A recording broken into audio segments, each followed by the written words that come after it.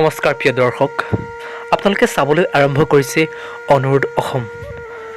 এইখিনিতে এটা বেয়া খবৰ আহি পৰিছে অসমবাসীৰ বাবে। হয়, আপুনি ঠিকেই শুনিছে।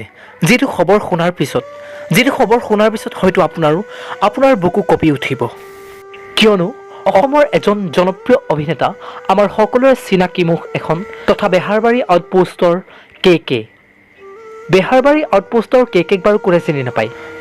হয়, আমি যাক কে বুলি চিনি পাওঁ, তেখেতৰ স্বাস্থ্যৰ কিছু অৱনতি ঘটাত অতি সংকটজনক অৱস্থাত গুৱাহাটী হেল্থ চিটি হস্পিটেলত ICUত ভৰ্তি কৰা হৈছিল।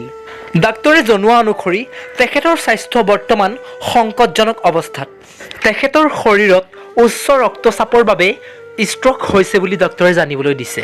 হয় প্ৰিয় দৰ্শক, মৰমৰ অভিনেতাজনৰ এনে দুখবৰত সকলোৱে দুখ পাইছে। কিন্তু চিন্তাৰ কোনো কাৰণ নাই। আপোনালোকৰ মৰমৰ অভিনেতাজনক আপোনালোকে ইমান দিনে যি মৰম দিলে, যি আশীৰ্বাদ প্ৰদান কৰিলে, তাৰ কাৰণে আজি সিদ্ধাৰ্থ শৰ্মাই ওৰফে আপোনালোকৰ মৰমৰ কে এটি ভিডিঅ' আপলোড কৰিছে। আহকচোন ভিডিঅ'টোৰ যোগেৰে কি ক'লে আমি এবাৰ শুনো। নমস্কাৰ। আচলতে মোৰ অলপ গা বেয়া লগাৰ কাৰণে মই হেল্থ চিটিত এডমিট হৈ দিলোঁ নিজে, আৰু বৰ্তমান এতিয়া সুস্থ আপোনালোকৰ আশীৰ্বাদত, আৰু খুব কম সময়ত হয়তো আজি বা কালিলৈ আকৌ ডিচাৰ্জ লৈ মই যামেই। সকলোকে পুনৰ ধন্যবাদ জনালোঁ। নমস্কাৰ।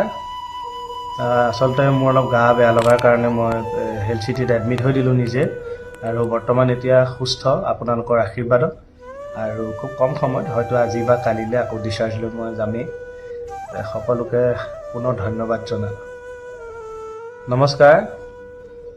আচলতে মোৰ অলপ গা বেয়া লগাৰ কাৰণে মই হেল্থ চিটিত এডমিট হৈ দিলোঁ নিজে, আৰু বৰ্তমান এতিয়া সুস্থ আপোনালোকৰ আশীৰ্বাদত, আৰু খুব কম সময়ত হয়তো আজি বা কালিলৈ আকৌ ডিচাৰ্জ লৈ মই যামেই।